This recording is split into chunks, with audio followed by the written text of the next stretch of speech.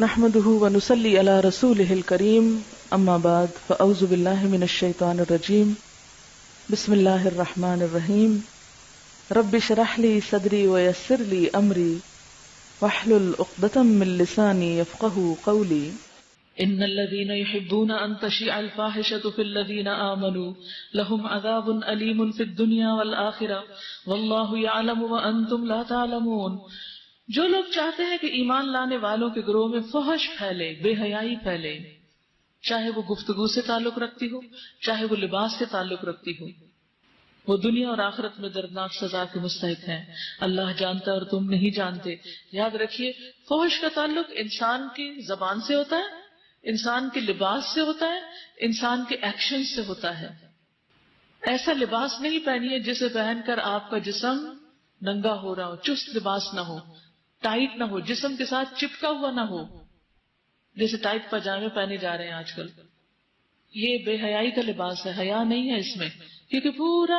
انسان کا جو سائز ہے وہ نظر آنے لگتا ہے، اس کے پورے فگرز نمایاں ہو جاتے ہیں، اور خصوصاً اگر قمیصوں کے چوک لمبے ہیں تو پورے بٹکس تک کا حصہ پورا دکھ رہا ہوتا ہے۔ یہ حصہ عورتوں کو دکھانا بھی حرام ہے، کہاں کہ مردوں کو دکھایا جائے، باہر سڑک پر انسان اس لباس میں چلے۔ پھر اسی طرح انسان کی زبان سے گالی گلوچ اور بے حیائی کی باتیں، زنا کی باتیں، فحش گفتگو، وہ گفتگو جو صرف شوہر اور بیوی کر سکتے ہیں وہ کسی نان محرم کے ساتھ کرنا، یہ سب بھی فحش باتوں میں آتا ہے۔ پھر اس طرح ایسے گانے، غزلیں اور ایسا میوزک کہ جس میں اس قسم کی باتیں کی گئی ہوں۔ پھر اسی طرح ان چیزوں کو سیل کرنا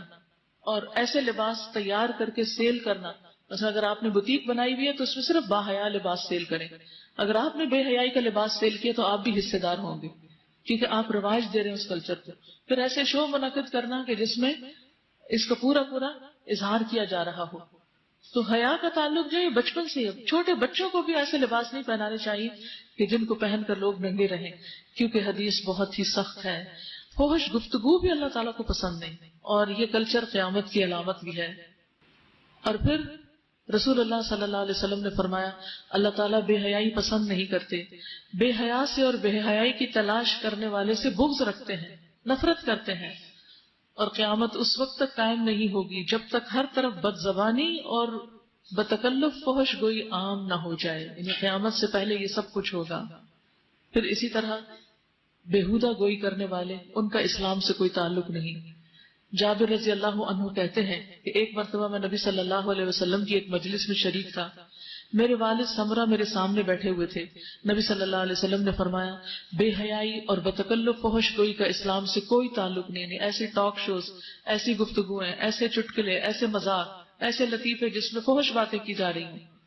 اور اسلام کے اعتبار سے لوگوں سے سب سے اچھا وہ ہے جس کا اخلاق سب سے عمدہ ہو۔ تو اس لیے ڈھکی چھپی کھلی کسی بھی طرح فحش باتیں اپنی زندگی سے باہر نکال دیں، کیونکہ یہ انسان کے لیے آفت کا سبب ہے۔ اسی طرح فحش لباس جس میں انسان کے جسم نمایاں ہو، چاہے وہ نیٹ کی چادر ہو یا جارجٹ کے ایسے دوپٹے کے جس سے پورا جسم ڈھلک رہا ہو، یا لباس میں باریک لباس کہ جس کو پہن کے انسان ننگا دکھ رہا ہو، یہ سب کچھ اسی میں آ جاتا ہے۔ وہ حدیث پھر دوہرا لیجئے جو مسلم کی تھی، جس میں آتا ہے کہ میری امت کے دو گروہ ہیں جن کو میں نے نہیں دیکھا،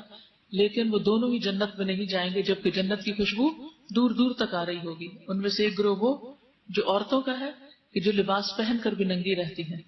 لباس پہن کے بھی ننگی رہتی ہیں، سر ان کے بخت اونٹنی کے کوہان کی طرح ہے، یعنی اوپر اٹھے ہوئے۔ کوئی ایسا جوڑا بنانا جو اوپر اسکارف سے باہر دکھے وہ منع ہے، یعنی اگر آپ نے بال سمیٹ میں لپیٹنے تو نیچے کریے، نمایاں نہیں ہونا چاہیے، کوہان کی طرح، ہم کی طرح اوپر نہیں دکھنا چاہیے۔ آپ نے فرمایا وہ دوسروں کو مائل کریں گی اور خود مائل ہوگی، ایسی عورتیں جنت میں نہ جا سکیں گی، حالانکہ جنت کی خوشبو دور دور تک جا رہی ہوگی، لمبے فاصلوں تک جا رہی ہوگی۔ تو اس لیے اتنی سخت حدیث کے ہوتے ہوئے کوئی ہمارے پاس گنجائش نہیں، کوئی عذر نہیں کہ ہم اپنے اندر سے اس بے حیائی کے کلچر کو ختم نہ کریں۔